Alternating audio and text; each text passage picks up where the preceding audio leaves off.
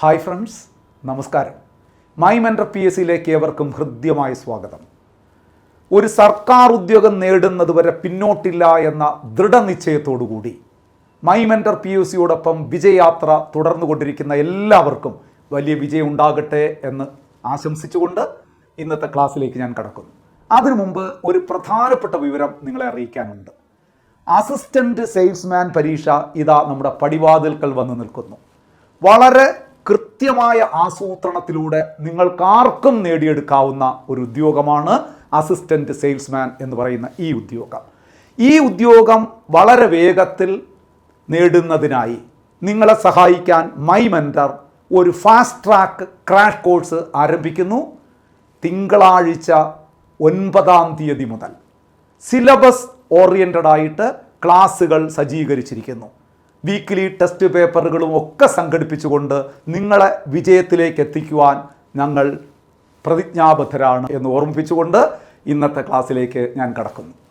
സുഹൃത്തുക്കളെ, ഇന്ന് നമ്മൾ ഡിസ്കസ് ചെയ്യുന്നത് സുപ്രധാന നിയമങ്ങളിലെ 2 പ്രധാനപ്പെട്ട ഏരിയകളാണ്. വിവരാവകാശ നിയമം, വിവരാവകാശ കമ്മീഷൻ എന്ന ഒരു ഏരിയയും പോക്സോ നിയമം, നിങ്ങൾക്കറിയാം protection of children from sexual offence act എന്ന് പറയുന്ന ഒരു ഏരിയയും. ഈ 2 ഏരിയയുമായി ബന്ധപ്പെട്ട ഒരു റിവിഷൻ ക്ലാസ് ആണ് ഇന്ന് ഞാൻ ഉദ്ദേശിക്കുന്നത്. ഇതിൽ നമ്മുടെ പ്രീവിയസ് ഇയർ ചോദ്യങ്ങൾ ഉൾപ്പെട്ടിട്ടുണ്ട്, മോഡൽ ചോദ്യങ്ങൾ ഉൾപ്പെട്ടിട്ടുണ്ട്. ഇതൊക്കെ നമുക്കൊന്ന് വിശദമായി ചർച്ച ചെയ്യാം. അപ്പോൾ ആദ്യ ക്ലാസ്സിലേക്ക് ഒന്ന് കടക്കാം. നമുക്ക് ആദ്യ ക്വസ്റ്റ്യനിലേക്ക്, നമ്മുടെ ആദ്യ ചോദ്യത്തിലേക്ക് നമുക്ക് ഒന്ന് കടക്കാം, നോക്കാം. കേന്ദ്ര വിവരാവകാശ കമ്മീഷനിലെ അംഗങ്ങളുടെ നിയമനവുമായി ബന്ധപ്പെട്ട് താഴെ കൊടുത്തിരിക്കുന്നവയിൽ ശരിയായ പ്രസ്താവന അഥവാ പ്രസ്താവനകൾ ഏവ? കേന്ദ്ര വിവരാവകാശ കമ്മീഷനിലെ അംഗങ്ങളുടെ നിയമനവുമായി ബന്ധപ്പെട്ട് താഴെ കൊടുത്തിരിക്കുന്നവയിൽ ശരിയായ പ്രസ്താവന അഥവാ പ്രസ്താവനകളേവ? ഈ ചോദ്യം നമ്മളൊന്ന് വിശകലനം ചെയ്യുന്നതിന് മുമ്പ് 1-2 ചെറിയ അടിസ്ഥാനപരമായ വസ്തുതകൾ നിങ്ങളെ ഓർമ്മിപ്പിക്കാൻ ഞാൻ ആഗ്രഹിക്കുന്നു. കേന്ദ്ര വിവരാവകാശ കമ്മീഷൻ എന്ന് പറയുന്നത് ഒരു സ്റ്റാറ്റ്യൂട്ടറി സ്ഥാപനമാണ്. എന്തുകൊണ്ട്? അതായത് കേന്ദ്ര വിവരാവകാശ കമ്മീഷൻ നിലവിൽ വന്നത് പാർലമെന്റ് പാസാക്കിയ ദേശീയ വിവരാവകാശ നിയമത്തിന്റെ അടിസ്ഥാനത്തിലാണ്. 2005 ജൂൺ 15 ഇന്ത്യൻ പാർലമെന്റ് പാസാക്കിയ നിയമമാണ് ദേശീയ വിവരാവകാശ നിയമം. ജനാധിപത്യത്തിന്റെ സൂര്യ തേജസ് എന്നൊക്കെ വിശേഷിപ്പിക്കപ്പെടുന്ന ഈ നിയമത്തെ അടിസ്ഥാനമാക്കിയാണ് ഇന്ത്യയിൽ ദേശീയ വിവരാവകാശ കമ്മീഷൻ നിലവിൽ വന്നത്. അതുകൊണ്ട് ഇതൊരു സ്റ്റാറ്റ്യൂട്ടറി സ്ഥാപനമാണ്. ഇനി നമ്മുടെ പോയിന്റിലേക്ക് ഒന്ന് കടക്കാം. നോക്കൂ, അംഗങ്ങളെ നിയമിക്കുന്നത് രാഷ്ട്രപതിയാണ്. നമ്മുടെ ചോദ്യത്തിലെ കീവേഡ് എന്താണ്? ശരിയായ പ്രസ്താവന അഥവാ പ്രസ്താവനകൾ ഏവ. അപ്പോൾ ഓരോന്ന് പറയുമ്പോൾ അത് ശരിയാണോ അല്ലയോ എന്ന് ഒന്ന് പരിശോധിക്കുക. അംഗങ്ങളെ നിയമിക്കുന്നത് രാഷ്ട്രപതിയാണ്. ദേശീയ വിവരാവകാശ കമ്മീഷന്റെ ചെയർമാനെയും അംഗങ്ങളെയും നിയമിക്കുന്നത് രാഷ്ട്രപതിയാണ്. ശരിയല്ലേ? അത് പലർക്കും സംശയം തോന്നാം, ഇതൊരു സ്റ്റാറ്റ്യൂട്ടറി സ്ഥാപനമല്ലേ? അപ്പോൾ സ്റ്റാറ്റ്യൂട്ടറി സ്ഥാപനങ്ങൾ പലതും, ഇപ്പോൾ ദേശീയ വനിതാ കമ്മീഷനായാലും മൈനോറിറ്റി കമ്മീഷനായാലും ബാലാവകാശ സംരക്ഷണ കമ്മീഷനായാലും ഇതൊക്കെ നിയമിക്കുന്നത് കേന്ദ്ര ഗവൺമെൻറ് എന്നാണല്ലോ ഞങ്ങൾ പഠിച്ചിരിക്കുന്നത്. അപ്പോൾ ഇതൊരു സ്റ്റാറ്റ്യൂട്ടറി സ്ഥാപനമല്ലേ, അപ്പോൾ കേന്ദ്ര ഗവൺമെൻറ് അല്ലേ നിയമിക്കുന്നത് എന്നൊരു സംശയം നിങ്ങൾക്കുണ്ടാകാം. എന്നാൽ ഇവിടെ വെച്ചത് ക്ലിയർ ചെയ്തുകൊള്ളുക. ദേശീയ വിവരാവകാശ കമ്മീഷൻ, ദേശീയ മനുഷ്യാവകാശ കമ്മീഷൻ തുടങ്ങിയ പ്രധാനപ്പെട്ട സ്റ്റാറ്റ്യൂട്ടറി സ്ഥാപനങ്ങളിലെ ചെയർമാനെയും അംഗങ്ങളെയും നിയമിക്കുന്നത് രാഷ്ട്രപതി തന്നെയാണ്. അത് മറക്കാതിരിക്കുക. അപ്പം ദേശീയ വിവരാവകാശ കമ്മീഷന്റെ ചെയർമാനെയും മറ്റംഗങ്ങളെയും നിയമിക്കുന്നത് രാഷ്ട്രപതിയാണ്. അപ്പം ഈ ഓപ്ഷൻ കറക്റ്റാണ്. ശരി, ഒരു പ്രസ്താവന കിട്ടി. രണ്ടാമത് നോക്കാം. 5 പേരടങ്ങുന്ന ഒരു കമ്മിറ്റിയാണ് അംഗങ്ങളുടെ പേരുകൾ രാഷ്ട്രപതിക്ക് ശുപാർശ ചെയ്യുന്നത്. അതായത് ദേശീയ മനുഷ്യാവകാശ കമ്മീഷന്റെ ചെയർമാനെയും മറ്റംഗങ്ങളെയും നിയമിക്കുന്നതിന് വേണ്ടി രാഷ്ട്രപതിക്ക് ശുപാർശ ചെയ്യുന്നതിന് ഒരു 5-അംഗ കമ്മിറ്റി ഉണ്ടെന്നാണ് ഇവിടെ പറയുന്നത്. തെറ്റാണ്. 3-അംഗ കമ്മിറ്റിയാണ് ശരിയായ വസ്തുത. ദേശീയ മനുഷ്യാവകാശ കമ്മീഷന്റെ ചെയർമാനെയും മറ്റംഗങ്ങളെയും രാഷ്ട്രപതിക്ക് ശുപാർശ ചെയ്ത തെരഞ്ഞെടുത്തു കൊടുക്കുന്ന ഒരു 3 അംഗ കമ്മിറ്റിയേ ഉള്ളൂ. ആ കമ്മിറ്റിയിലെ അംഗങ്ങൾ സ്ഥിരമായി പരീക്ഷയ്ക്ക് ചോദിക്കുന്നതാണ്. ആ കമ്മിറ്റിയുടെ ചെയർമാൻ പ്രധാനമന്ത്രിയാണ്. മറ്റൊന്ന്, പ്രധാനമന്ത്രി നാമനിർദ്ദേശം ചെയ്യുന്ന ഒരു ക്യാബിനറ്റ് മന്ത്രി, മറ്റൊരാള് ലോകസഭയുടെ പ്രതിപക്ഷ നേതാവ്. ഈ 3 അംഗങ്ങളല്ലാതെ ഈ കമ്മിറ്റിയിൽ വേറെ അംഗങ്ങളില്ല. അപ്പോൾ 5 അംഗ കമ്മിറ്റിയല്ല, 3 അംഗ കമ്മിറ്റിയാണ്. അപ്പോൾ ഈ പ്രസ്താവന തെറ്റാണ്. ഒന്ന് ശരി. അപ്പോൾ ഈ പ്രസ്താവന തെറ്റ് എന്ന് പറയുമ്പോൾ ഞാൻ ശരിയാക്കി പറഞ്ഞ കാര്യം ഓർമ്മിച്ചോളൂ. അത് നിർബന്ധമായി അറിഞ്ഞിരിക്കേണ്ട കാര്യമാണ്. ദേശീയ വിവരാവകാശ കമ്മീഷന്റെ ചെയർമാനെയും മറ്റംഗങ്ങളെയും തെരഞ്ഞെടുക്കുന്ന അഥവാ ശുപാർശ ചെയ്യുന്ന കമ്മിറ്റിയിൽ 3 അംഗങ്ങളാണ്. ആ കമ്മിറ്റിയുടെ ചെയർമാൻ പ്രധാനമന്ത്രിയാണ്. പ്രധാനമന്ത്രി ഉൾപ്പെടെയാണ് 3 അംഗങ്ങൾ, ചെയർമാൻ ഉൾപ്പെടെ. പ്രധാനമന്ത്രി നാമനിർദ്ദേശം ചെയ്യുന്ന ഒരു കേന്ദ്രമന്ത്രി. പിന്നീട് പറയുന്നത് ആരാണ്? ലോകസഭയുടെ പ്രതിപക്ഷ നേതാവ്, സ്പീക്കറല്ല, പ്രതിപക്ഷ നേതാവ്. ഈ 3 അംഗങ്ങളും നിർബന്ധമായി നിങ്ങൾ അറിഞ്ഞിരിക്കണം. അപ്പോൾ ഇത് തെറ്റ്. അടുത്ത് നോക്കൂ, ഈ കമ്മിറ്റിയുടെ അധ്യക്ഷൻ പ്രധാനമന്ത്രിയാണ്. ഇപ്പം ഞാൻ പറഞ്ഞതേ ഉള്ളൂ. ഈ 3 അംഗ കമ്മിറ്റിയുടെ അധ്യക്ഷൻ പ്രധാനമന്ത്രിയാണ്, ശരിയാണ്. ലോകസഭയുടെ പ്രതിപക്ഷ നേതാവ് ഇതിൽ അംഗമാണ്. ഇപ്പം നമ്മൾ പറഞ്ഞതേ ഉള്ളൂ. ലോകസഭയുടെ പ്രതിപക്ഷ നേതാവ് ഇതിൽ അംഗമാണ്.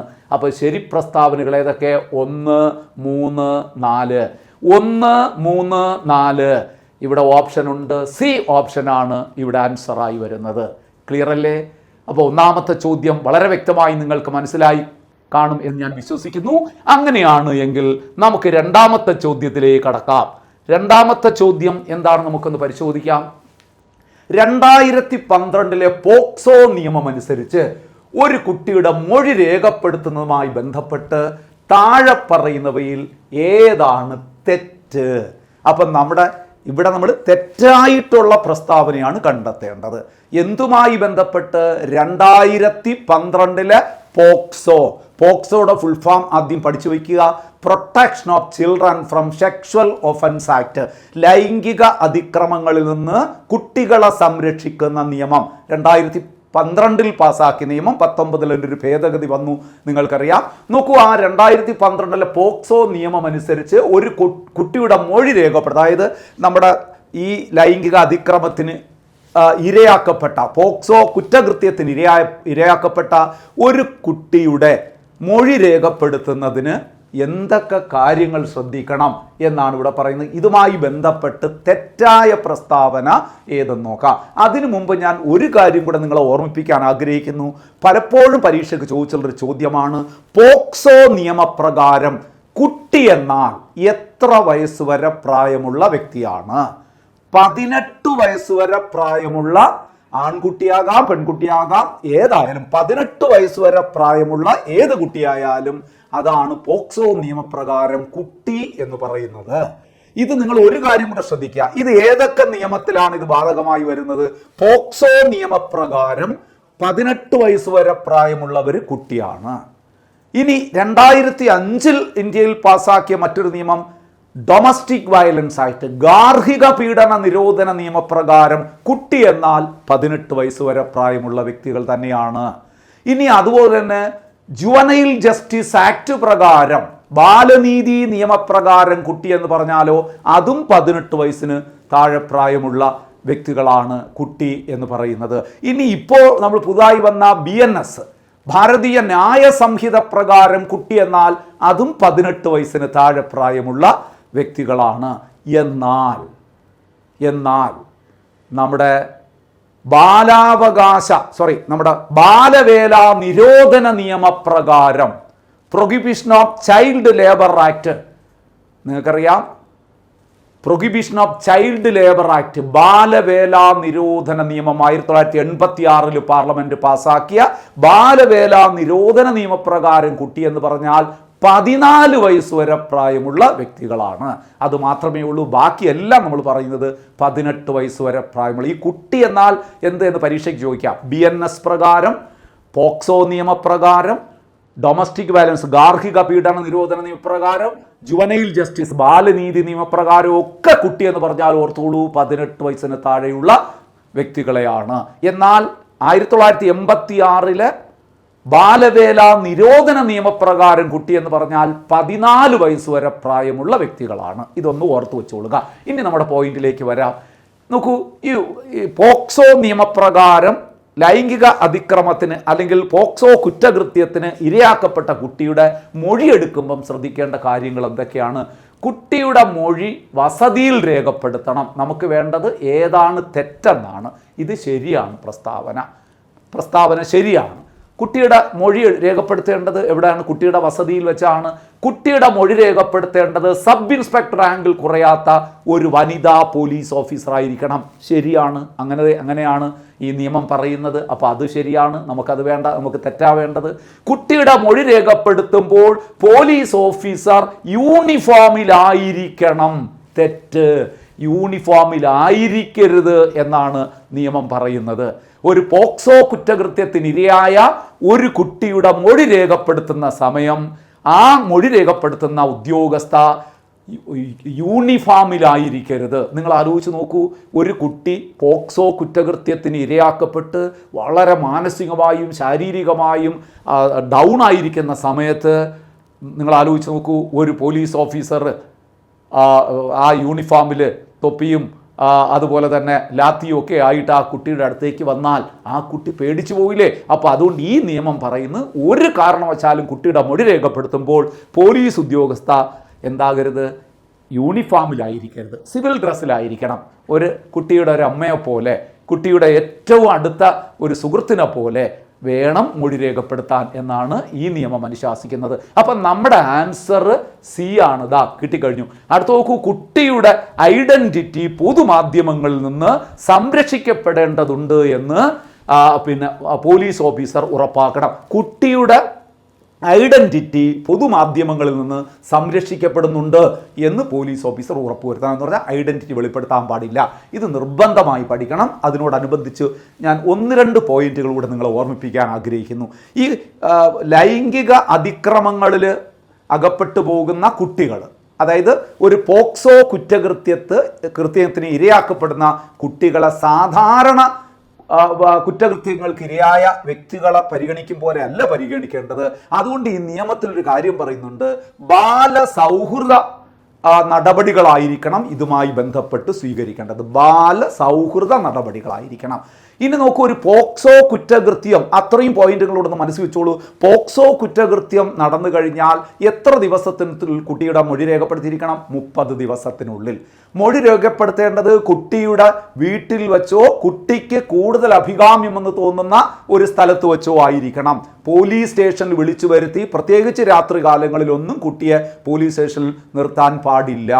മനസ്സിലാകുന്നല്ലോ. ഇനി നമ്മൾ പറയുന്നത് ഈ നിയമത്തിൽ പ്രത്യേകം പറഞ്ഞിട്ടുണ്ട്, വിചാരണ വേഗത്തിലാക്കാൻ വേണ്ടിയിട്ട് സ്പെഷ്യൽ കോടതികൾ സ്ഥാപിച്ചിരിക്കണം. പോക്സോ കോടതികൾ സ്ഥാപിച്ചിരിക്കണമെന്നും ഈ നിയമത്തിൽ പറഞ്ഞിട്ടുണ്ട്. കുട്ടിയുടെ മൊഴി രേഖപ്പെടുത്തേണ്ടത് ഒരു സബ് ഇൻസ്പെക്ടർ റാങ്കിൽ കുറയാത്ത വ്യക്തിയായിരിക്കണമെന്ന് പറയുന്നുണ്ട്. അങ്ങനെ രേഖപ്പെടുത്തുമ്പോൾ ആ ഉദ്യോഗസ്ഥ യൂണിഫോമിലായിരിക്കരുത് എന്നും പ്രത്യേകം പറയുന്നുണ്ട്. ഇനി കുട്ടിയുടെ വൈദ്യപരിശോധന നടത്തുന്നതും അതും വളരെ പ്രധാനപ്പെട്ടതാണ്. ഈ പോക്സോ കുറ്റകൃത്യത്തിന് ഇരയാക്കപ്പെട്ടത് പെൺകുട്ടിയാണെങ്കിൽ ഒരു വനിതാ ഡോക്ടർ ആയിരിക്കണം കുട്ടിയുടെ വൈദ്യപരിശോധന നടത്തേണ്ടത്.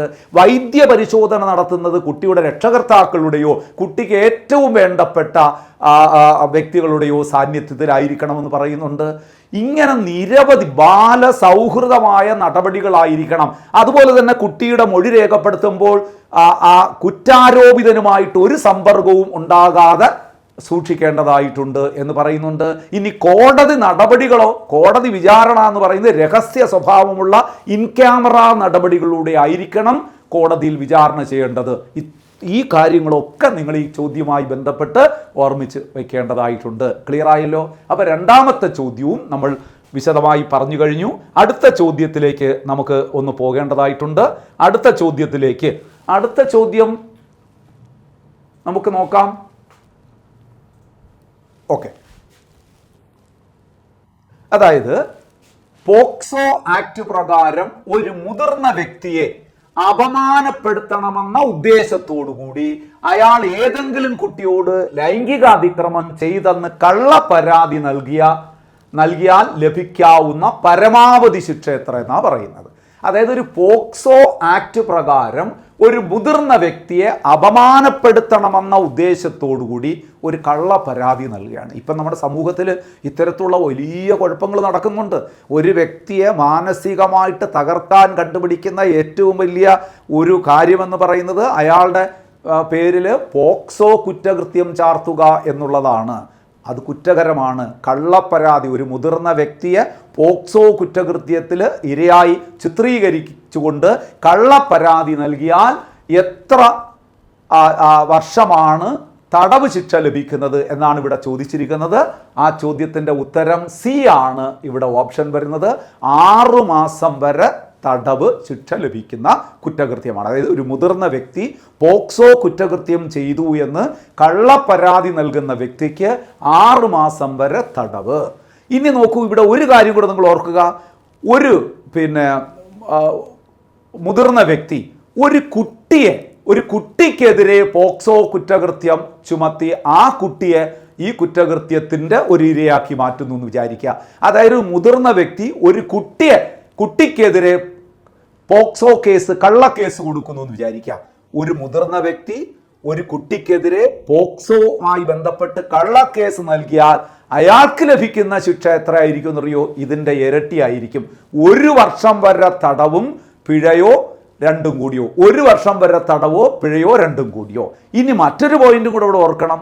ഒരു പോക്സോ കുറ്റകൃത്യം ഒരു കുട്ടിയാണ് ഇങ്ങനെ കള്ളപ്പരാതി കൊടുത്താൽ ആ കുട്ടിക്ക് ശിക്ഷയൊന്നും ലഭിക്കുന്നില്ല. ഈ 3 കാര്യങ്ങൾ നിങ്ങളൊന്ന് പഠിച്ചു വെച്ചോളൂ. അതായത് ഒരു മുതിർന്ന വ്യക്തിക്കെതിരെ പോക്സോ കുറ്റകൃത്യം ചാർത്തിക്കൊണ്ടൊരു കള്ളക്കേസ് കൊടുത്താൽ ആ കള്ളക്കേസ് കൊടുക്കുന്ന വ്യക്തിക്ക് 6 മാസം വരെ തടവ് ശിക്ഷ ലഭിക്കാം. എന്നാൽ ഒരു മുതിർന്ന വ്യക്തി ഒരു കുട്ടിക്കെതിരെ പോക്സോ കേസ് നൽകുകയാണെങ്കിൽ അയാൾക്ക് 1 വർഷം വരെ തടവോ പിഴയോ രണ്ടും കൂടിയോ ലഭിക്കാം. എന്നാൽ ഈ പോക്സോ കേസ് നൽകുന്നത്, കള്ളക്കേസ് നൽകുന്നത് ഒരു കുട്ടിയാണെങ്കിൽ ആ കുട്ടിക്കെതിരെ ഒരു ശിക്ഷാ നടപടികളും ഉണ്ടാകില്ല എന്നുകൂടി ഓർത്തോളുക. ഇത് ഇത്രയും ഇതുമായി ബന്ധപ്പെട്ട് ഓർത്തോളുക. അപ്പം നേരത്തെ നമ്മൾ പറഞ്ഞ ചോദ്യം നിങ്ങളുടെ മനസ്സിലുണ്ടല്ലോ. നേരത്തെ പറഞ്ഞത് പോക്സോ നിയമം അനുസരിച്ച് കുട്ടിയുടെ മൊഴി രേഖപ്പെടുത്തുന്നതുമായി ബന്ധപ്പെട്ട കാര്യം നമ്മൾ പറഞ്ഞു. ഇപ്പം നമ്മൾ പറഞ്ഞത് എന്താണ്? പോക്സോ ആക്ട് പ്രകാരം മുതിർന്ന വ്യക്തിയെ അപമാനപ്പെടുത്തുക എന്ന ദുരുദ്ദേശത്തോടുകൂടി കള്ള കേസ് നൽകിയാൽ 6 മാസം വരെ തടവ് എന്ന് നമ്മൾ പറഞ്ഞു കഴിഞ്ഞു.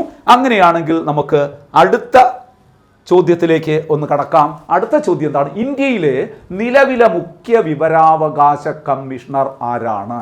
ഇന്ത്യയിലെ നിലവിലെ മുഖ്യ വിവരാവകാശ കമ്മീഷണർ ആരാണ്? ഹീരാലാൽ സമരിയാണോ, അജയ് കുമാറാണോ, കിഷോർ മക്വാനയാണോ, അന്തർ സിംഗ് ആര്യാണോ? ഇവരാരൊക്കെയാണെന്ന് എല്ലാവരെ കുറിച്ചും നിങ്ങൾ അറിഞ്ഞിരിക്കണം. പക്ഷേ ഇവിടെ നിങ്ങൾക്ക് നിർബന്ധമായിട്ടും എനിക്ക് തോന്നുന്നു ഇവിടെ നിങ്ങൾക്കറിയാം. കാരണം ഇതെല്ലാവർക്കും അറിയാവുന്നൊരു ചോദ്യമാണ്, സിമ്പിൾ ചോദ്യമാണ്. നിലവിലെ ഇന്ത്യയുടെ മുഖ്യ വിവരാവകാശ കമ്മീഷണർ എ ഓപ്ഷനാണ്, ഹീരാലാൽ സമരിയ. അങ്ങനെയാണെങ്കിൽ അതുമായി ബന്ധപ്പെട്ട് 1-2 പ്രധാന ചോദ്യങ്ങളും കൂടി നിങ്ങൾ മനസ്സിൽ വെച്ചോളൂ. വെരി വെരി ഇമ്പോർട്ടൻ്റ് ആണ്. ഇന്ത്യയിലെ ആദ്യത്തെ മുഖ്യ വിവരാവകാശ കമ്മീഷണർ, ഇന്ത്യയിലെ ആദ്യത്തെ മുഖ്യ വിവരാവകാശ കമ്മീഷണർ വജാഹത്ത് ഹബീബുള്ള. ഒരു ചോദ്യം കൂടെ അദ്ദേഹവുമായി ബന്ധപ്പെട്ട് പഠിക്കുക. Longest serving chief information commission of India, ഇന്ത്യയിലെ ഏറ്റവും കൂടുതൽ കാലം മുഖ്യ വിവരാവകാശ കമ്മീഷനായി പ്രവർത്തിച്ച വ്യക്തി ആര്? വജാഹത്ത് ഹബീബുള്ള, ഒന്നാമത്തെ ആള്. ഈ നിലവിലുള്ള മുഖ്യ കമ്മീഷണർ പഠിച്ചാൽ ഉടനെ പഠിക്കണം ആദ്യത്തതും. എല്ലാത്തിലും അങ്ങനെയാണ്. നിങ്ങൾ ഏത് സ്ഥാപനത്തിൻ്റെ നിലവിലെ ഹെഡ് പറയുമ്പോൾ ആദ്യത്തെ ആരാണെന്നും കൂടെ പഠിക്കണം. അത് പരീക്ഷയ്ക്ക് ചോദിക്കുക. അപ്പോൾ ഇവിടെ 2 നിങ്ങൾക്ക് മനസ്സിലായി. നിലവിലെ ഇന്ത്യയിലെ മുഖ്യ വിവരാവകാശ കമ്മീഷണർ ഹീരാലാൽ സമരിയ, ആദ്യത്തെ മുഖ്യ വിവരാവകാശ കമ്മീഷണർ വജാഹത്ത് ഹബീബുള്ള, ഏറ്റവും കൂടുതൽ കാലം ഇന്ത്യയുടെ മുഖ്യ വിവരാവകാശ കമ്മീഷനായി പ്രവർത്തിച്ചിട്ടുള്ള വ്യക്തി ആരാണ്? വജാഹത്ത് ഹബീബുള്ള. അപ്പൊ ഏറ്റവും കുറച്ചു കാലം ഇന്ത്യയുടെ മുഖ്യ വിവരാവകാശ കമ്മീഷനായി പ്രവർത്തിച്ച വ്യക്തി ആരെന്ന് ചോദിച്ചാൽ 2ാമത്തെ മുഖ്യ വിവരാവകാശ കമ്മീഷണറാണ്. അങ്ങനെയും ചോദിച്ചിട്ടുണ്ട്. ഇന്ത്യയിലെ 2ാമത്തെ മുഖ്യ വിവരാവകാശ കമ്മീഷണർ AN തിവാരി എന്നാണ് അദ്ദേഹത്തിൻ്റെ പേര്. Chief information commission of India as shortest term. ഇന്ത്യയിൽ ഏറ്റവും കുറച്ചു കാലം മുഖ്യ വിവരാവകാശ കമ്മീഷനായി പ്രവർത്തിച്ച വ്യക്തി AN തിവാരി. അപ്പം അതും മനസ്സിലായി. ഇനി നോക്കൂ, ഇന്ത്യയുടെ മുഖ്യ വിവരാവകാശ കമ്മീഷനായി പ്രവർത്തിച്ച ആദ്യ വനിതയാര്? 2 വനിതകളാണ് ഇന്ത്യയിലെ മുഖ്യ വിവരാവകാശ കമ്മീഷനായി പ്രവർത്തിച്ചിട്ടുള്ളത്. അതാരൊക്കെയാണ്? ആദ്യത്തെ വനിത ദീപക് സന്ധു ആണ് ഇന്ത്യയിലെ ആദ്യത്തെ വനിതാ മുഖ്യ വിവരാവകാശ കമ്മീഷണർ. അവർക്ക് ശേഷവും വന്നത് മറ്റൊരു വനിതയാണ്, സുഷമാ സിംഗ് എന്നാണ് അവരുടെ പേര്, സുഷമാ സിംഗ്. അപ്പൊ ഇത്രയും പേരുകൾ നിങ്ങൾ നിർബന്ധമായും അറിഞ്ഞിരിക്കണം എന്ന് ഞാൻ നിങ്ങളെ ഓർമ്മിപ്പിക്കുകയാണ്.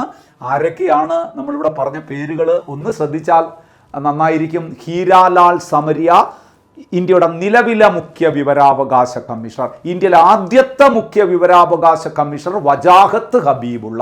ഏറ്റവും കൂടുതൽ കാലം ഇന്ത്യയുടെ മുഖ്യ വിവരാവകാശ കമ്മീഷനായി പ്രവർത്തിച്ചതും വജാഹത്ത് ഹബീബുള്ള. ഇന്ത്യയുടെ 2ാമത്തെ മുഖ്യ വിവരാവകാശ കമ്മീഷണർ AN തിവാരി.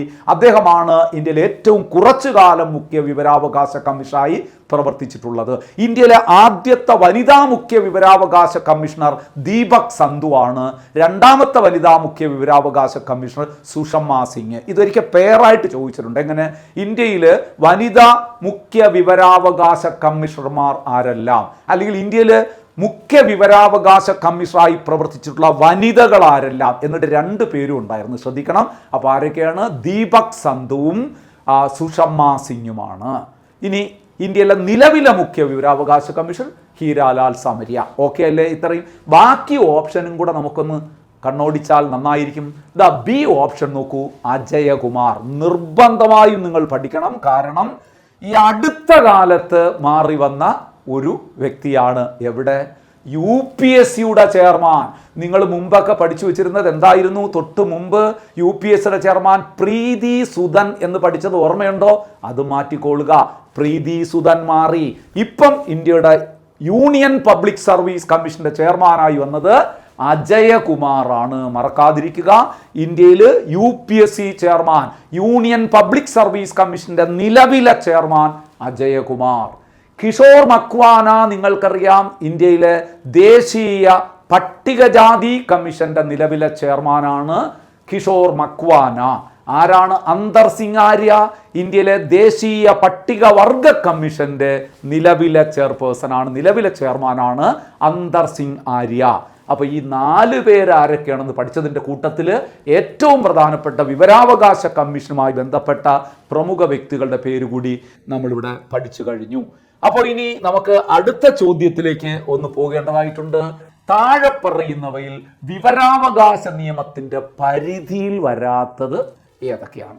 വിവരാവകാശ നിയമം എന്ന് പറഞ്ഞാൽ നിങ്ങൾക്കറിയാം, വിവരാവകാശ നിയമം എന്ന് പറയുന്നത് ഇന്ത്യയിലെ പൗരന്മാർക്ക് വിവരങ്ങൾ ലഭ്യമാക്കുക എന്നതാണ് ആ നിയമത്തിന്റെ പ്രാഥമികമായ ലക്ഷ്യം. അതിൻ്റെ ആത്യന്തികമായ ലക്ഷ്യം ഇങ്ങനെ വിവരങ്ങൾ നൽകിക്കൊണ്ട് ഒരു പൊതു അധികാര സ്ഥാപനത്തിന്റെ അഴിമതി ഇല്ലാതാക്കുക, അവിടെ സുതാര്യത കൈവരിക്കുക, അവിടെ ഉദ്യോഗസ്ഥരിൽ അല്ലെങ്കിൽ അവരിൽ ഒരു ഉത്തരവാദിത്വ ബോധം വളർത്തുക.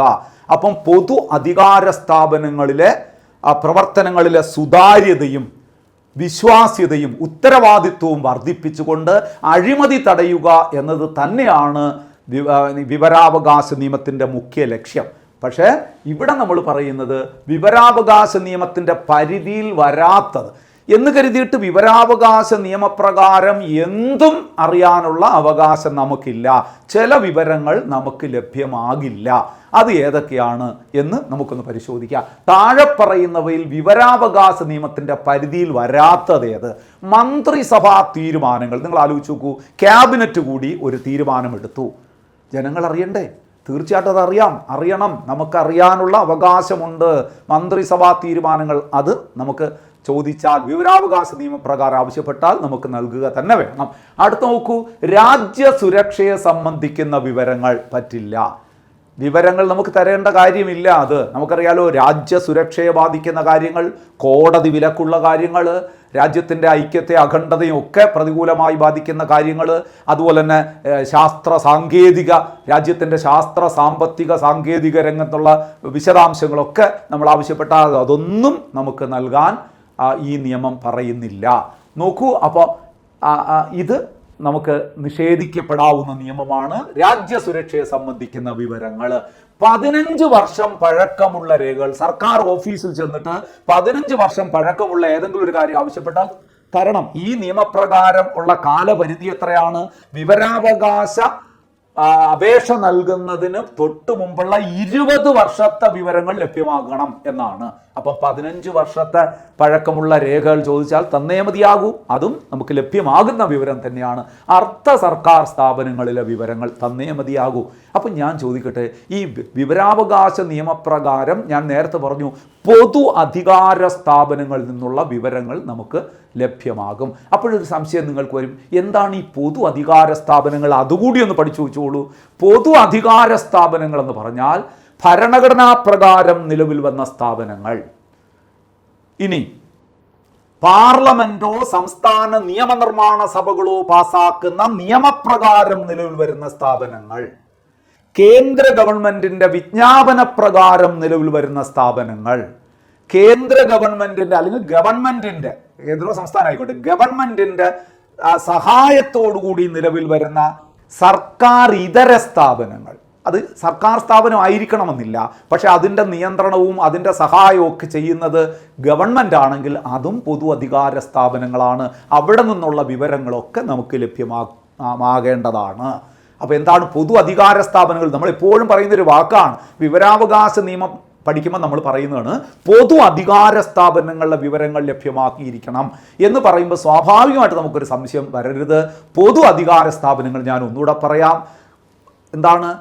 ഭരണഘടനാ പ്രകാരം നിലവിൽ വരുന്ന സ്ഥാപനങ്ങൾ, പാർലമെന്റോ സംസ്ഥാന നിയമനിർമ്മാണ സഭകളോ പാസാക്കുന്ന നിയമപ്രകാരം നിലവിൽ വരുന്ന സ്ഥാപനങ്ങൾ, സർക്കാർ വിജ്ഞാപന പ്രകാരം നിലവിൽ വരുന്ന സ്ഥാപനങ്ങൾ, സർക്കാരിൻ്റെ നിയന്ത്രണത്തിലോ സർക്കാർ സഹായത്തിലോ പ്രവർത്തിക്കുന്ന അർദ്ധ സർക്കാർ സ്ഥാപനങ്ങൾ അല്ലെങ്കിൽ സർക്കാർ ഇതര സ്ഥാപനങ്ങൾ, ഇതെല്ലാം പൊതു അധികാര സ്ഥാപനത്തിൻ്റെ പരിധിയിൽ വരുന്നതാണ്.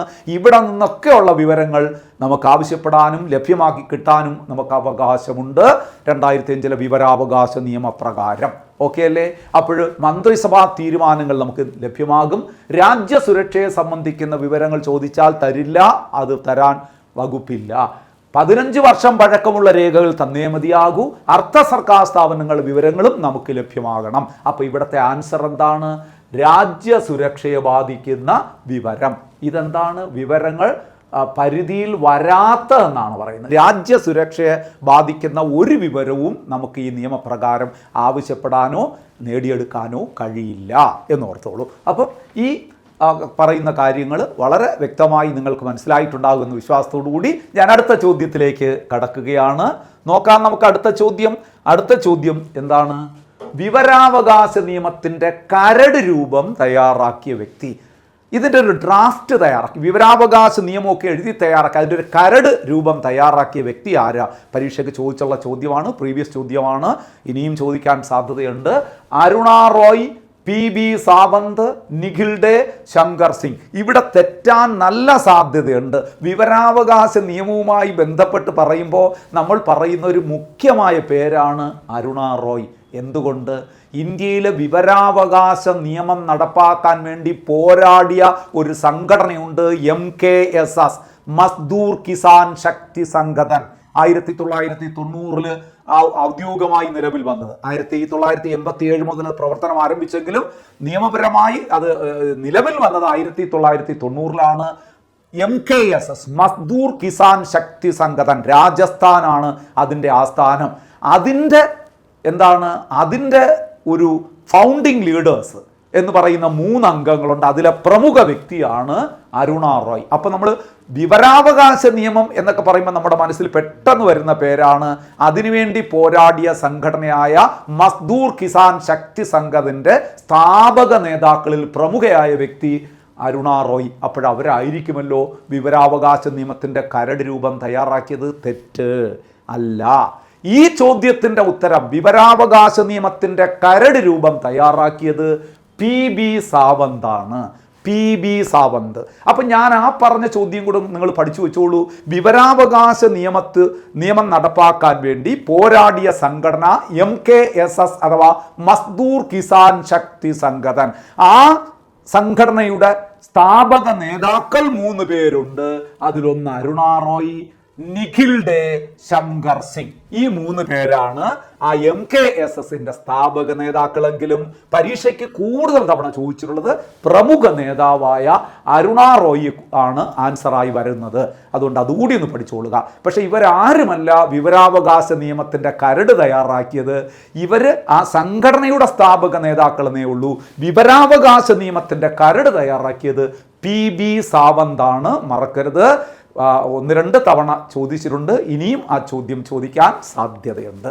ക്ലിയർ ആയല്ലോ? അപ്പോൾ ആ ചോദ്യത്തിൻ്റെ ഉത്തരവും നിങ്ങൾക്ക് കിട്ടി. അതിനോടൊപ്പം തന്നെ ആ MKSS മറക്കാതിരിക്കുക. അതുമായി ബന്ധപ്പെട്ട് ചോദ്യം വരും. വിവരാവകാശ നിയമം നടപ്പാക്കാൻ വേണ്ടി പോരാടിയ സംഘടനയത് മസ്ദൂർ കിസാൻ ശക്തി സംഘടൻ.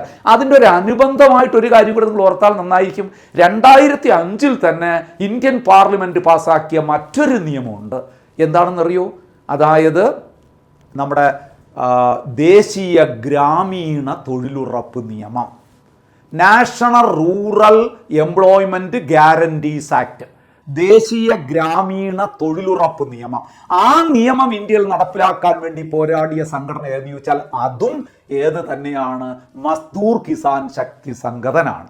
അപ്പോൾ ശ്രദ്ധിക്കണം, ഇന്ത്യയിൽ വിവരാവകാശ നിയമം നടപ്പിലാക്കാൻ വേണ്ടി പോരാടിയ സംഘടന, അതുപോലെ ഇന്ത്യയിൽ ദേശീയ ഗ്രാമീണ തൊഴിലുറപ്പ് നിയമം നടപ്പാക്കാൻ വേണ്ടി പോരാടിയ സംഘടന MKSS എന്ന ചുരുക്കപ്പേരിൽ അറിയപ്പെടുന്ന മസ്ദൂർ കിസാൻ ശക്തി സംഘടൻ 1990 സ്ഥാപിതമായി. രാജസ്ഥാനാണ് ഇതിൻ്റെ ആസ്ഥാനം. ഇതിൻ്റെ സ്ഥാപക നേതാക്കൾ അരുണ റോയ്, ശങ്കർ സിംഗ്, നിഖിൽ ഡേ എന്നിവരാണ്.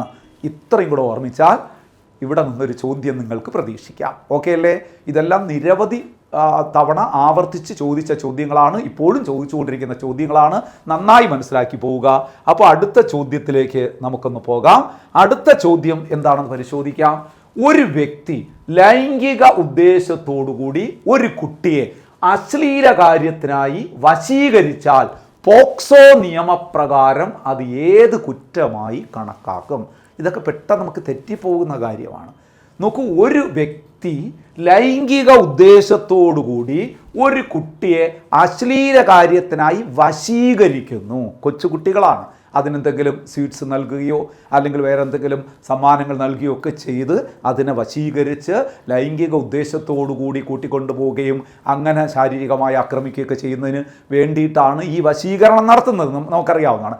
അങ്ങനെ കുട്ടിയെ ലൈംഗിക ഉദ്ദേശത്തോടുകൂടി എന്തെങ്കിലും പാരിതോഷികങ്ങളോ അല്ലെങ്കിൽ എന്തെങ്കിലും കാര്യങ്ങളോ പറഞ്ഞ് വശീകരിച്ചു കൊണ്ടുപോയാൽ അല്ലെങ്കിൽ വശീകരിച്ചാൽ അത് ഏത് കുറ്റമാണ് പോക്സോ നിയമത്തിൽ? ഒരു സംശയവും വേണ്ട. ആ കുറ്റകൃത്യത്തിൻ്റെ പേരാണ് ലൈംഗിക പീഡനം. അപ്പം ലൈംഗിക പീഡനം എന്ന് പറയുന്നത് അത് മാത്രമല്ല, ഒരു കുട്ടി കേൾക്കണമെന്ന ഉദ്ദേശത്തോടുകൂടി എന്തെങ്കിലും അശ്ലീല ചുവയോടുകൂടി സംസാരിക്കുക, അതുപോലെ തന്നെ കുട്ടിയെ എന്തെങ്കിലും ആംഗ്യം കാണിച്ച് അശ്ലീലമായ ആംഗ്യങ്ങൾ കാണിക്കുക, എന്തെങ്കിലും സാധനങ്ങൾ അശ്ലീലമായ രീതിയിൽ കുട്ടിയെ കാണിക്കുക, കുട്ടിയെ കൊണ്ട് ഒരു വ്യക്തി അയാളുടെ വസ്ത്രം അഴിപ്പിക്കുക, ശരീരത്തിൽ സ്പർശിപ്പിക്കുക, ഇങ്ങനെയൊക്കെയുള്ള ശ്രമം നടത്തുന്നതെല്ലാം ലൈംഗിക പീഡനം എന്ന് പറയുന്ന, സെക്ഷുവൽ ഹരാസ്മെൻ്റ് എന്ന് പറയുന്ന പോക്സോ കുറ്റകൃത്യമാണ് എന്ന് ഓർക്കുക. അപ്പോൾ ഇവിടെ എന്താ? ലൈംഗിക പീഡനം എന്ന് പറയുന്നത് ഒരു കുട്ടിയെ കേൾക്കണമെന്ന ഉദ്ദേശത്തോടുകൂടി അശ്ലീലമായിട്ട് എന്തെങ്കിലും സംസാരിക്കുക, കുട്ടിയെ എന്തെങ്കിലും വസ്തുവകകളോ അല്ലെങ്കിൽ ശരീരഭാഗമോ ഒക്കെ പ്രദർശിപ്പിച്ച് അശ്ലീലമായിട്ട് ചില കാര്യങ്ങൾ ചെയ്യുക, കുട്ടിയെ കൊണ്ട് ശരീരഭാഗം സ്പർശിപ്പിക്കാൻ പ്രേരിപ്പിക്കുക, കുട്ടിയെ വശീകരിച്ച് അശ്ലീലമായിട്ടുള്ള ഉദ്ദേശത്തോടുകൂടി അല്ലെങ്കിൽ ലൈംഗിക ഉദ്ദേശത്തോട് കുട്ടിയെ വശീകരിച്ച് കൊണ്ടുപോവുക. ഇത്തരം കുറ്റകൃത്യങ്ങളെല്ലാം നമ്മുടെ പോക്സോ നിയമം 2012 ലൈംഗിക പീഡന കുറ്റകൃത്യമായി രേഖപ്പെടുത്തിയിട്ടുണ്ട്. ഏത് സെക്ഷനിലാണ് ലൈംഗിക പീഡനത്തെക്കുറിച്ച് പ്രതിപാദിക്കുന്നതെന്ന് ചോദിച്ചാൽ അവിടെ നിങ്ങൾ ഓർക്കണം, സെക്ഷൻ 11 സെക്ഷൽ ഹരാസ്മെൻറ്റിനെ കുറിച്ച് പറയാം. സെക്ഷൻ വേണമെങ്കിൽ ചോദിക്കാം. സെക്ഷൻ 11 വകുപ്പ് 11 അതിൻ്റെ ശിക്ഷ പറയുന്നത് 12 എന്താണ് എൻ്റെ ശിക്ഷ? 3 വർഷം വരെ ആകാവുന്ന തടവും പിഴയുമാണ് സെക്ഷൽ ഹരാസ്മെൻറ്റിൻ്റെ കുറ്റകൃത്യം ശിക്ഷ എന്ന് പറയുന്നത്. അപ്പോൾ സെക്ഷൽ ഹരാസ്മെൻറ്റ് എന്ന് പറയുന്ന ഒരു കുറ്റകൃത്യം നടത്തുന്ന വ്യക്തിക്ക് 3 വർഷം വരെ ആകുന്ന തടവും പിഴയുമാണ് അതിൻ്റെ ശിക്ഷയായിട്ട് ലഭിക്കുന്നതെന്നും കൂടെ ഓർത്തുകൊള്ളുക.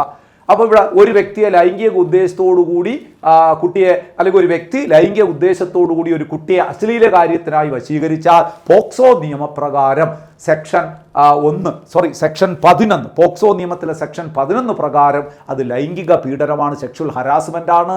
പണിഷ്മെൻറ്റ് ഫോർ സെക്ഷൽ ഹരാസ്മെൻറ്റ് പറയുന്നത് സെക്ഷൻ 12 3 വർഷം വരെ ആകാവുന്ന തടവും പിഴയുമാണ്. ഇനി നോക്കൂ, ലൈംഗിക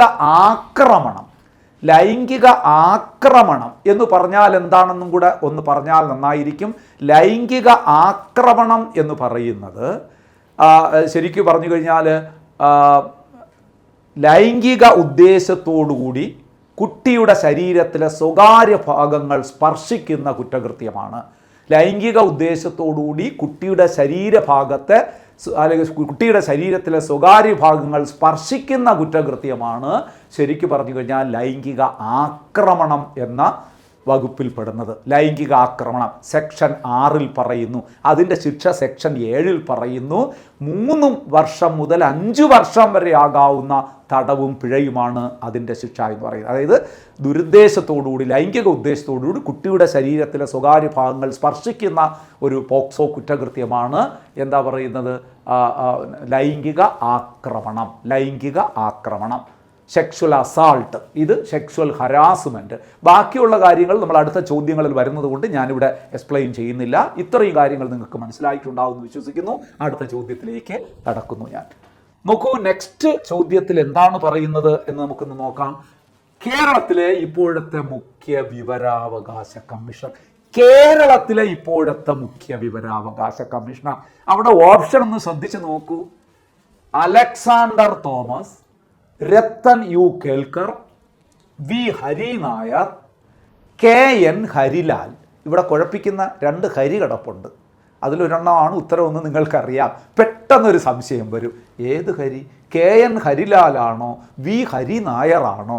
ഒരു സംശയവും വേണ്ട, ഉത്തരം ഇതാണ്. സി ഓപ്ഷനാണ്, വി ഹരി നായറാണ്.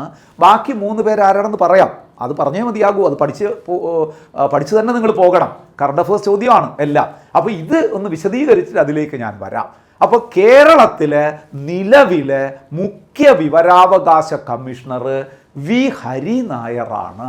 ഹരി നായർ. നോക്കൂ, നമ്മൾ ഇന്ത്യയിലെ നിലവിലെ മുഖ്യ വിവരാവകാശ കമ്മീഷണർ ഹീരാലാൽ സമരിയ എന്ന് മറ്റൊരു ചോദ്യത്തിൽ നേരത്തെ പഠിച്ചില്ലേ? അവിടെ കുറേ കാര്യങ്ങൾ നമ്മൾ പഠിച്ചില്ലേ? അതുപോലെ 1-2 കാര്യങ്ങൾ ഇവിടെയും കൂടെ ഓർത്താൽ നന്നായിരിക്കും. കേരളത്തിലെ നിലവിലെ മുഖ്യ വിവരാവകാശ കമ്മീഷണർ പേരാണ് വി ഹരി നായർ. പക്ഷേ ഏറ്റവും കൂടുതൽ തവണ PSC ചോദിച്ചുള്ളൊരു ചോദ്യമുണ്ട്. എന്താണെന്നറിയാമോ? കേരളത്തിലെ ആദ്യത്തെ മുഖ്യ വിവരാവകാശ കമ്മീഷണർ. കേരളത്തിലെ ആദ്യത്തെ മുഖ്യ വിവരാവകാശ കമ്മീഷണർ പാലാട്ട് മോഹൻദാസ് ആണ് കേരളത്തിലെ ആദ്യത്തെ മുഖ്യ വിവരാവകാശ കമ്മീഷണർ. അങ്ങനെയാണെങ്കിൽ ഇദ്ദേഹം എത്രാമത്തെ മുഖ്യ വിവരാവകാശ കമ്മീഷണറാണെന്ന് നമുക്ക് പറയാമോ? നമ്മുടെ ഹീരാലാൽ സമരിയ ഇന്ത്യയിലെ 12ാമത്തെ മുഖ്യ വിവരാവകാശ കമ്മീഷണറാണ്. എന്നാൽ കേരളത്തിൽ വി ഹരി നായർ 5ാമത്തെ മുഖ്യ വിവരാവകാശ കമ്മീഷണറാണ്. 5 പേരെ ഇതുവരെ ആയിട്ടുള്ളൂ. ഒന്നാമത്തെ ആൾ ആരാണ്? ഒന്നാമത്തെ ആള് വെരി ഇമ്പോർട്ടൻ്റ്, പാലാട്ട് മോഹൻദാസ്. 2ാമത്തത് സിബി മാത്യു. 3ാമത്തത് വിൻസൻ എം പോൾ. 4ാമത്തത് ബിശ്വാസ് മേത്ത. 5ാമനാണ് വി ഹരി നായർ. അപ്പോൾ കേരളത്തിലെ എല്ലാ മുഖ്യ വിവരാവകാശ കമ്മീഷൻ പേര് ഞാൻ പറഞ്ഞു. പരീക്ഷയ്ക്ക് വേണമെങ്കിൽ അതുമായി ബന്ധപ്പെട്ടൊക്കെ എങ്ങനെ ചോദിക്കാം? ഈ കഴിഞ്ഞ പ്രാവശ്യം ചോദിച്ചൊരു ചോദ്യമാണ്, അത് മനുഷ്യാവകാശ കമ്മീഷനുമായി ബന്ധപ്പെട്ട് ചോദിച്ചതാണ്. അതുപോലൊരു ചോദ്യം ഇവിടെ വരാം. താഴെ പറയുന്നവരിൽ കേരളത്തിലെ മുഖ്യ വിവരാവകാശ കമ്മീഷണർ പദവി വഹിക്കാത്തതാര്? അപ്പോൾ ഈ 5 പേരെ പേരും അറിഞ്ഞെങ്കിലല്ലേ എഴുതാൻ കഴിയുള്ളൂ. നോക്കൂ, വലിയ കുരുക്ക് ചോദ്യങ്ങളാണ്. താഴെ തന്നിരിക്കുന്നവയിൽ അല്ലെങ്കിൽ താഴെ പറയുന്നവരിൽ കേരളത്തിൻ്റെ മുഖ്യ വിവരാവകാശ കമ്മീഷണർ പദവി വഹിക്കാത്തതാര്? ഞാനിപ്പം പറഞ്ഞ 5 പേരിൽ 3 പേരും കാണും, 4ാമത് പുറത്തു നിന്നൊരു പേരും കാണും. അതായിരിക്കും ആൻസർ വരുന്നത്. അപ്പോൾ 5 പേരൊന്ന് മനസ്സിലിട്ടിരുന്നാൽ നന്നായിരിക്കും. ആരൊക്കെയാണ്? ഒന്നാമത്തത് പാലാട്ട് മോഹൻദാസ്, രണ്ടാമത്തത് സിബി മാത്യു, മൂന്നാമത്തത് വിൻസൻ എം പോൾ, നാലാമത്തത് വിശ്വാസ് മേത്ത കഴിഞ്ഞ ആൾ, ഇപ്പോഴത്തത് വി ഹരി നായർ. വ്യക്തതയോടുകൂടി പഠിച്ചു വയ്ക്കണം, പരീക്ഷയ്ക്ക് ചോദിക്കുന്നതാണ്. ഇനി ഓപ്ഷനിൽ കിടക്കുന്ന 3 പേരുണ്ടല്ലോ, വളരെ വളരെ പ്രധാനപ്പെട്ട ആൾക്കാരാണ്. അതും കൂടി ഒന്ന് പഠിച്ചു പോയാൽ നന്നായിരിക്കും. അതാരാണ്? Alexander Thomas. അലക്സാണ്ടർ തോമസ് കേരളത്തിലെ നിലവിലെ മനുഷ്യാവകാശ കമ്മീഷന്റെ ചെയർമാനാണ്. പ്രസന്റ് ചെയർമാനോ Kerala state human rights commission, കേരളത്തിലെ സംസ്ഥാന മനുഷ്യാവകാശ കമ്മീഷന്റെ ചെയർമാനാണ്, നിലവിലെ ചെയർമാനാണ് അലക്സാണ്ടർ മാത്യു. അപ്പോൾ ആദ്യത്തെ ചെയർമാൻ ആരാണ്? എം പരീത് പിള്ള. സംസ്ഥാന മനുഷ്യാവകാശ കമ്മീഷൻ ആദ്യത്തെ ചെയർമാൻ എം പരീത് പിള്ള, നിലവിലെ ചെയർമാൻ അലക്സാണ്ടർ തോമസ്. വിട്ടേക്കുക.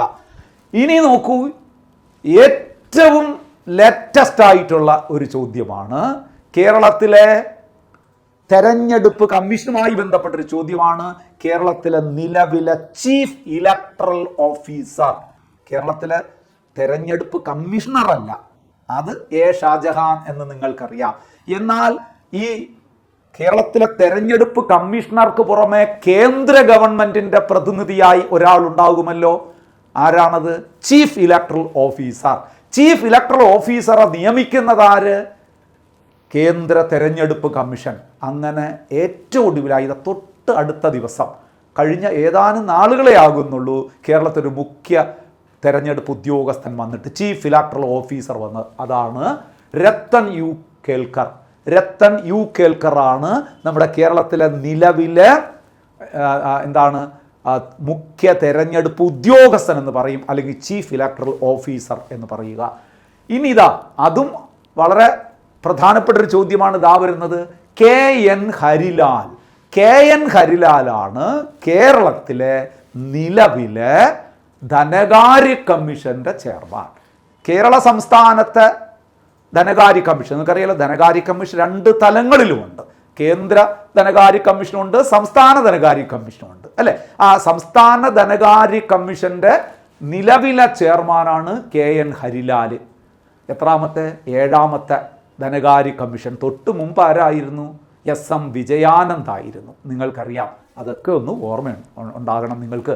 അപ്പോൾ ഇത് സംസ്ഥാന ധനകാര്യ കമ്മീഷന്റെ ചെയർമാൻ. അങ്ങനെയാണെങ്കിൽ ഞാനൊരു ചോദ്യം ചോദിക്കട്ടെ. നമ്മുടെ സംസ്ഥാന ധനകാര്യ കമ്മീഷന്റെ ചെയർമാൻ, കേന്ദ്ര ധനകാര്യ കമ്മീഷന്റെ ചെയർമാൻ ആരാണ്? അത് നിങ്ങൾക്ക് എല്ലാവർക്കും അറിയാം. കേന്ദ്ര ധനകാര്യ കമ്മീഷന്റെ ഇപ്പോഴത്തെ ചെയർമാൻ അരവിന്ദ് പനഗരിയാണ്.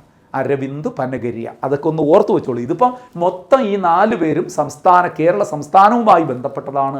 അലക്സാണ്ടർ തോമസ് സംസ്ഥാന മനുഷ്യാവകാശ കമ്മീഷന്റെ ചെയർമാനാണ്. രത്തൻ യു കേൽക്കർ കേരളത്തിലെ നിലവിലെ ചീഫ് ഇലക്ടറൽ ഓഫീസറാണ്. വി ഹരി നായർ കേരളത്തിലെ ഇപ്പോഴത്തെ മുഖ്യ വിവരാവകാശ കമ്മീഷണറാണ്. കെ എൻ ഹരിലാൽ കേരളത്തിലെ നിലവിലെ ധനകാര്യ കമ്മീഷന്റെ ചെയർപേഴ്സണാണ്. ക്ലിയർ അല്ലേ? എല്ലാം വ്യക്തമായി മനസ്സിലാക്കി വെച്ചോളുക. എങ്കിൽ അടുത്ത ചോദ്യത്തിലേക്ക് നമുക്കൊന്ന് പോകാം. നോക്കാം, പോക്സോ നിയമം നിലവിൽ വന്നതെന്ന്. പോക്സോ നിയമം 2012 ആണെന്ന് നിങ്ങൾക്കറിയാം. പക്ഷേ 2012 ഇവിടെ 2 ചോദ്യം കിടക്കുന്നു. ആകെ കൺഫ്യൂസ്ഡ് ആകും. ഒരു കൺഫ്യൂഷനും വേണ്ട. നിങ്ങൾ മനസ്സിലൊരു കാര്യം പറഞ്ഞാൽ മതി. ഇത് കുട്ടികൾക്ക് വേണ്ടിയിട്ടുള്ള നിയമമല്ലേ? അത് നിലവിൽ വന്നത് ശിശുദിനത്തിൻ്റെ അന്നാണ് എന്ന് ഓർമ്മിച്ചാൽ മതി. പിന്നെ 2012 കൂടെ ഓർമ്മിച്ചാൽ പോരെ. 2012 നവംബർ 14 ശിശുദിനത്തിൻ്റെ അന്നാണ് ഇന്ത്യയിൽ പോക്സോ നിയമം നിലവിൽ വന്നത്. 2012 നവംബർ 14. അങ്ങനെയാണെങ്കിൽ ഒരു 3 ഓപ്ഷൻ കിടക്കുന്നതും കൂടെ നിങ്ങളൊന്ന് ജസ്റ്റ് ഒരു അന്വേഷണ മനസ്സോടുകൂടി ആ പോയിന്റുകളൊന്ന് ശ്രദ്ധിച്ചോളൂ. 2012 നവംബർ 1 2012 ശിശുദിനത്തിൻ്റെ അന്ന് പോക്സോ നിയമം നിലവിൽ വന്നു. 2012 കേരള പിറവിയുടെ അന്ന് ഒരു നിയമം നിലവിൽ വന്നു. അതെന്ത് നിയമമാണ്? Very very important. 2012 November 1 Kerala സേവനാവകാശ നിയമം നിലവിൽ വന്നത്. Right to service act, right to information act അല്ല, റൈറ്റ് ടു സർവീസ് ആക്ട്. ഏതാണ്ട് റൈറ്റ് ടു ഇൻഫർമേഷൻ ആക്ടിൻ്റെ മോഡൽ തന്നെയാണ് വന്നിരിക്കുന്നത്.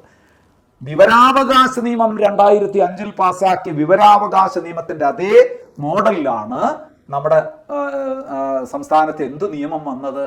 സംസ്ഥാന കേരള സംസ്ഥാന സേവനാവകാശ നിയമം നിലവിൽ വന്നത് 2012 നവംബർ 1.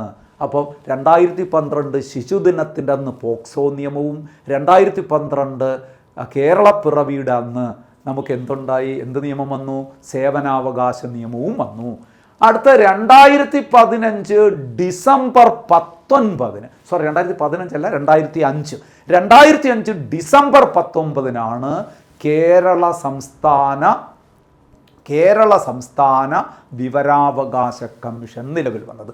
ഇന്ത്യയിലെ വിവരാവകാശ കമ്മീഷൻ നിലവിൽ വന്നത് 2005 ഒക്ടോബർ 12 അതേ 2005 പക്ഷേ ഡിസംബർ 19 കേരള സംസ്ഥാന വിവരാവകാശ കമ്മീഷൻ നിലവിൽ വന്നത്.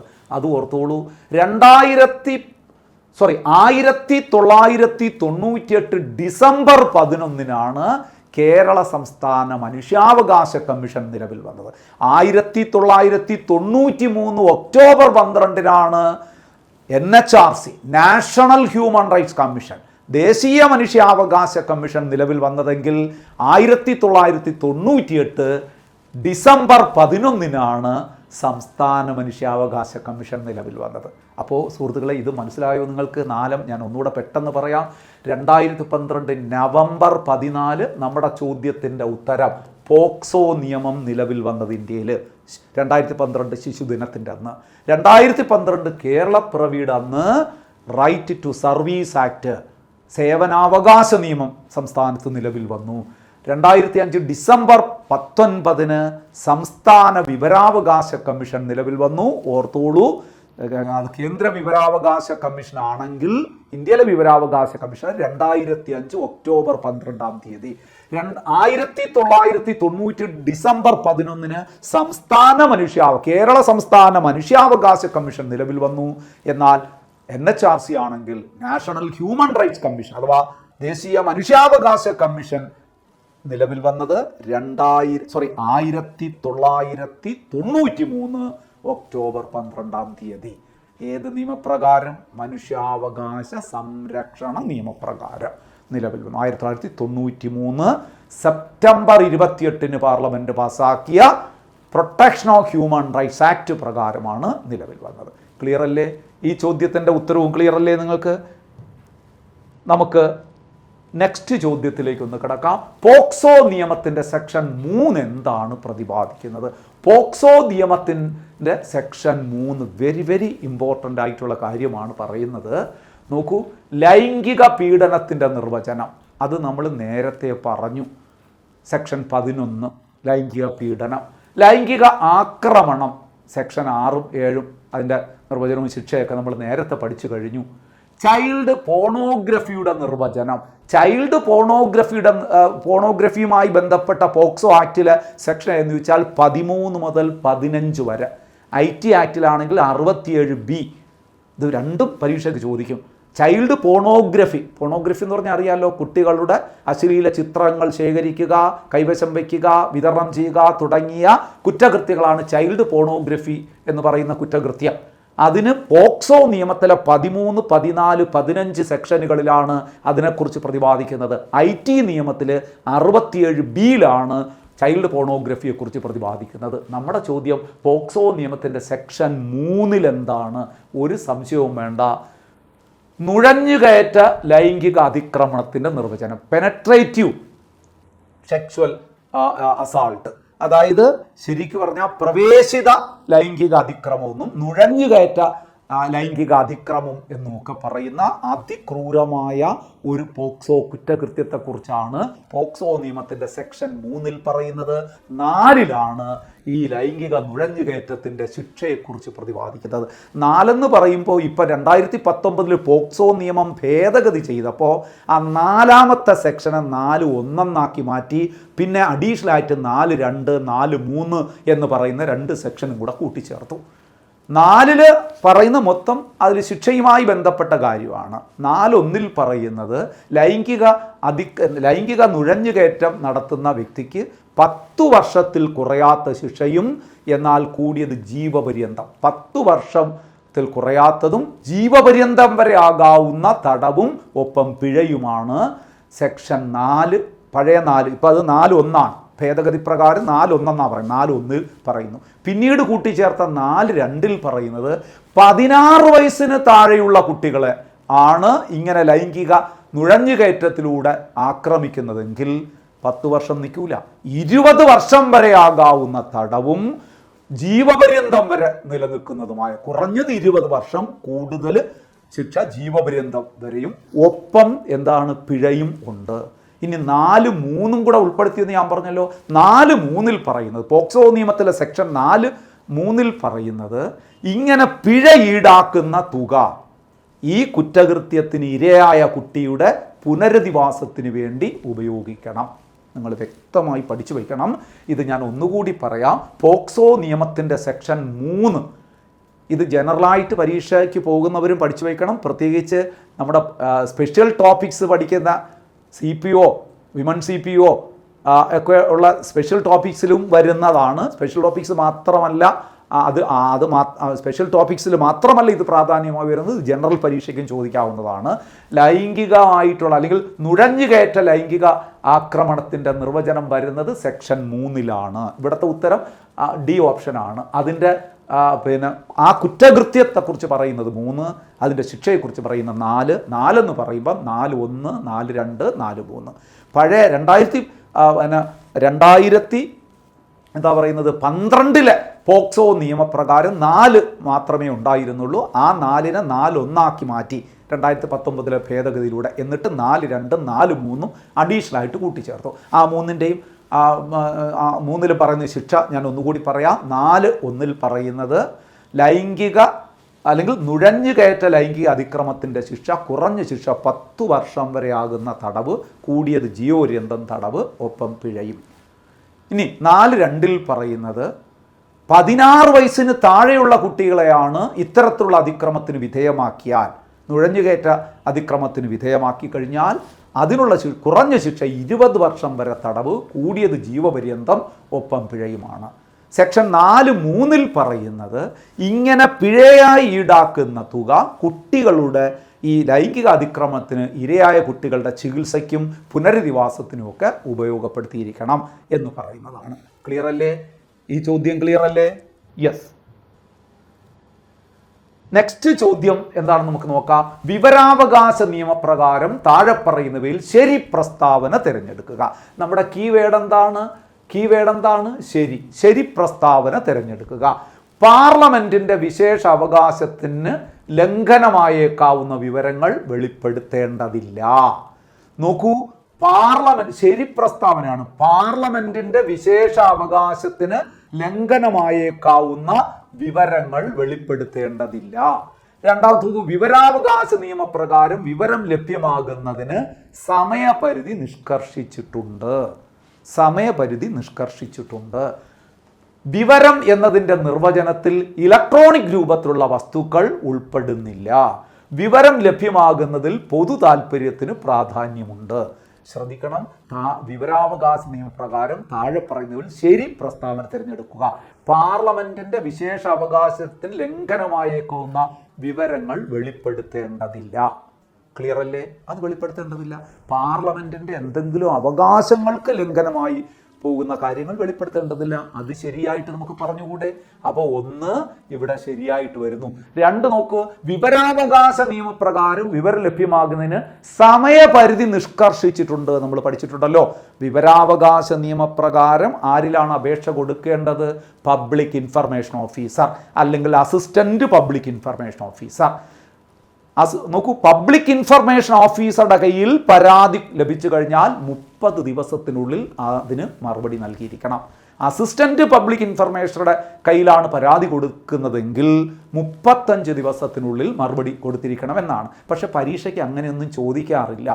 PSC ചോദിക്കുന്നത് ഇങ്ങനെയാണ്: വിവരാവകാശ നിയമപ്രകാരം അപേക്ഷ ലഭിച്ചു കഴിഞ്ഞാൽ എത്ര സമയത്തിനുള്ളിൽ വിവരങ്ങൾ ലഭ്യമാക്കിയിരിക്കണം എന്ന് ചോദിച്ചാൽ 30 ദിവസം എന്ന് പറഞ്ഞാൽ മതി. 1 മാസത്തിനകം, 30 ദിവസത്തിനകം. അപ്പോൾ ഇവിടെ എന്താണ്? വിവരാവകാശ നിയമപ്രകാരം വിവരങ്ങൾ ലഭ്യമാകുന്നതിന് സമയപരിധി നിഷ്കർഷിച്ചിട്ടുണ്ട്. ശരിയല്ലേ? അതും ശരിയല്ലേ? സമയപരിധി ഉണ്ട്, എന്തെങ്കിലും വിവരം നൽകിയാൽ പോരാ. എന്നാൽ അവിടെ ഒരു കാര്യം ഓർക്കണം, 30 ദിവസത്തിനകം എന്ന് പറഞ്ഞു.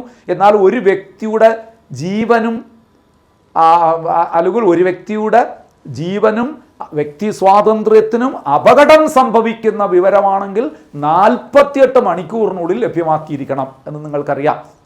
അതായത് ഒരാളുടെ ജീവനോ വ്യക്തി സ്വാതന്ത്ര്യത്തിനോ പ്രതികൂലമായി ബാധിക്കുന്ന വിവരങ്ങളാണെങ്കിൽ 30 ദിവസം വരെ കാത്തിരിക്കാൻ പാടില്ല. 2 ദിവസം 48 മണിക്കൂറിനുള്ളിൽ വിവരങ്ങൾ ലഭ്യമാക്കിയിരിക്കണമെന്നാണ് നിയമം. അപ്പം രണ്ടായാലും ശരി, ഈ പോയിന്റ് കറക്റ്റ് അല്ലേ? വിവരാവകാശ നിയമപ്രകാരം വിവരങ്ങൾ ലഭ്യമാകുന്നതിന് ഒരു സമയപരിധി നിഷ്കർഷിച്ചിട്ടുണ്ട്. ശരിയാണ്. ഇനി നോക്കൂ, വിവരം എന്നതിൻ്റെ നിർവചനത്തിൽ ഇലക്ട്രോണിക് രൂപത്തിലുള്ള വസ്തുവകകൾ ഉൾപ്പെടുന്നില്ല. അതങ്ങനെ ഉൾപ്പെടാതിരിക്കും? ഇലക്ട്രോണിക് ഡിജിറ്റൽ രേഖകളെല്ലാം വിവരങ്ങളാണ്. അപ്പോൾ ഈ പ്രസ്താവന തെറ്റാണ്. നമുക്കത് വേണ്ട. 1 വേണം, 2 വേണം, 4 നോക്കാം. വിവരം ലഭ്യമാകുന്നതിന് പൊതു താല്പര്യത്തിന് പ്രാധാന്യമുണ്ട്. അതെ, പൊതു താല്പര്യത്തിന് പ്രാധാന്യമുണ്ട്. ഒരു കാര്യം പ്രത്യേകിച്ച് പറയുന്നുണ്ട്: പൊതു താല്പര്യത്തിന് വിരുദ്ധമായിട്ടുള്ള വിവരങ്ങൾ നൽകാൻ പാടില്ല എന്ന് പറയുന്നുണ്ട്.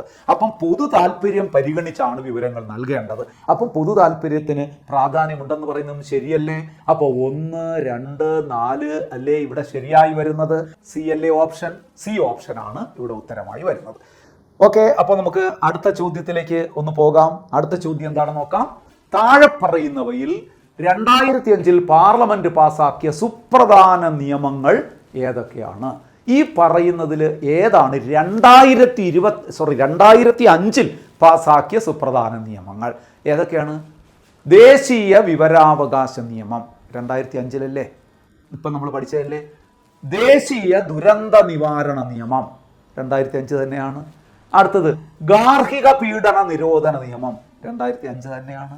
അടുത്തത് ദേശീയ ബാലാവകാശ സംരക്ഷണ നിയമം 2005 തന്നെയാണ്. ദേശീയ ഗ്രാമീണ തൊഴിലുറപ്പ് നിയമം ഉണ്ടായിരുന്നെങ്കിൽ അതും 2005 തന്നെയാണ്. അപ്പൊ ഇതെല്ലാം 2005 പാസാക്കിയ സുപ്രധാന നിയമങ്ങൾ. അപ്പൊ ഞാൻ നിങ്ങളോട് പറയുന്നത്, ഇതിൽ ഒരു ചോദ്യ പേപ്പറിൽ തന്നെ 1-2 വർഷത്തിന് മുമ്പ് നടന്ന ഒരു പരീക്ഷയുടെ PSCയുടെ ഒരു ചോദ്യ പേപ്പറിൽ തന്നെ ഇതിലെ 2 ചോദ്യങ്ങൾ ഉണ്ടായിരുന്നു. അതുകൊണ്ടാണ് ഞാൻ ഇങ്ങനെ ഒരു ചോദ്യം ഇവിടെ കൊടുത്തത്. എന്തായിരുന്നു ആ ചോദ്യം എന്നറിയോ? ദേശീയ വിവരാവകാശ നിയമം പാർലമെന്റ് പാസാക്കിയ വർഷം 2005. അതേ ചോദ്യ പേപ്പറിൽ കിടന്നു ഗാർഹിക പീഡന നിരോധന നിയമം പാർലമെന്റ് പാസാക്കിയ വർഷം 2005. നിലവിൽ വന്ന 2006 ആണെങ്കിലും പാസാക്കിയ വർഷം 2005. അപ്പോൾ അതുകൊണ്ട് ഇങ്ങനെ ചോദിക്കുന്നതുകൊണ്ടാണ് ഞാൻ മൊത്തത്തിലൊരു ചോദ്യത്തിൽ എല്ലാം കൂടെ പ്രധാനപ്പെട്ട നിയമങ്ങൾ ഉൾപ്പെടുത്തിയൊരു ചോദ്യം തന്നത്. അപ്പം നിങ്ങൾ ഇങ്ങനെ പഠിച്ചു വെച്ചോളൂ, ഗുണകരമായിരിക്കും. 2005 ഇന്ത്യൻ പാർലമെന്റ് പാസാക്കിയ സുപ്രധാന നിയമങ്ങൾ ഏതൊക്കെയാണ്? ഏറ്റവും പ്രധാനപ്പെട്ട, വേറെ നിയമങ്ങളുണ്ട്, ഏറ്റവും പ്രധാനപ്പെട്ട 5 നിയമങ്ങളെങ്കിലും നിങ്ങൾ മനസ്സിൽ ഓർക്കണം. അത് 4 ഞാനിവിടെ കൊടുത്തിട്ടുണ്ട്. ദേശീയ വിവരാവകാശ നിയമം, ദേശീയ ദുരന്ത നിവാരണ നിയമം, അല്ലേ? അപ്പം നാഷണൽ എന്താണ് റൈറ്റ് ടു ഇൻഫർമേഷൻ ആക്ട്, അല്ലേ? Right to information act. അടുത്തത് എന്താണ്? നാഷണൽ ഡിസാസ്റ്റർ മാനേജ്മെൻറ്റ് ആക്ട്, ദേശീയ ദുരന്ത നിവാരണ നിയമം. ഡൊമസ്റ്റിക് വയലൻസ് ആക്ട്, ഗാർഹിക പീഡന നിരോധന നിയമം. അടുത്ത് നോക്ക്, എന്താണ്? ദേശീയ ബാലാവകാശ സംരക്ഷണ നിയമം, ദേശീയ national child rights commission act, അല്ലെങ്കിൽ ദേശീയ ബാലാവകാശ protection of child rights act, അങ്ങനെ പറഞ്ഞാൽ മതി. Protection of child rights act. ബാലാവകാശ സംരക്ഷണ നിയമം. ഇനി ഒന്നുകൂടെ ഞാൻ പറഞ്ഞല്ലോ, എന്താണ്? ദേശീയ ഗ്രാമീണ തൊഴിലുറപ്പ് നിയമം, national rural employment guarantees act. ഈ 5 നിയമങ്ങളെങ്കിലും നിങ്ങൾ മനസ്സിൽ വെച്ചുകൊള്ളുക, 2005 പാസ്സാക്കിയ. അപ്പോൾ ഇവിടെ ആൻസർ എന്തായിരിക്കും? DLA ഉത്തരം മുകളിൽ പറഞ്ഞവയെല്ലാം. ക്ലിയർ ആയില്ലേ? നെക്സ്റ്റ് ചോദ്യം നമുക്കൊന്ന് പരിശോധിക്കാം. പോക്സോ നിയമ ഭേദഗതി ചെയ്ത വർഷം. പോക്സോ നിയമം ഭേദഗതി ചെയ്ത വർഷം എന്നാണ്.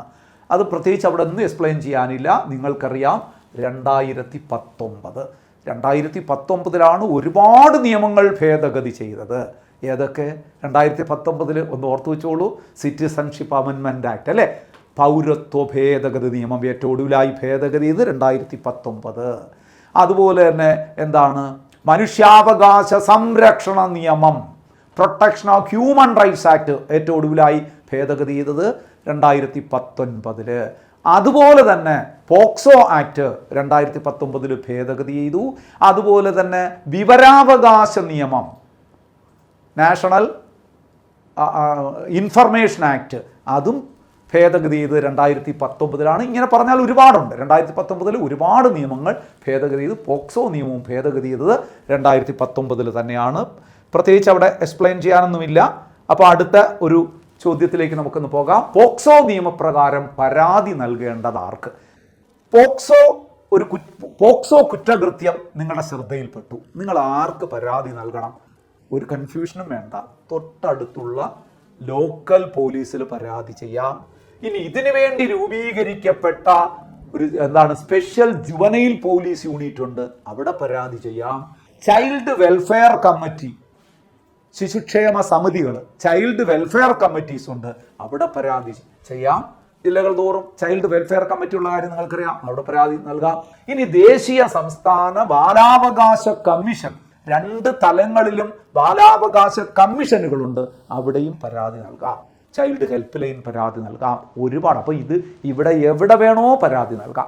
പോക്സോ നിയമപ്രകാരം പരാതി നൽകേണ്ടത് ആർക്കെന്ന് ചോദിച്ചാൽ ലോക്കൽ പോലീസിന് പരാതി നൽകാം, സ്പെഷ്യൽ ജുവനൈൽസ് പോലീസ് യൂണിറ്റിൽ പരാതി നൽകാം, ചൈൽഡ് വെൽഫെയർ കമ്മിറ്റിക്ക് പരാതി നൽകാം, ചൈൽഡ് ഹെൽപ്പ് ലൈനിൽ പരാതി നൽകാം, ദേശീയ സംസ്ഥാന ബാലാവകാശ കമ്മീഷനിൽ പരാതി നൽകാം. ഇവിടെ എവിടെ വേണോ പരാതി നൽകാം. അപ്പോൾ ഇത് എല്ലാം കറക്റ്റ് അല്ലേ?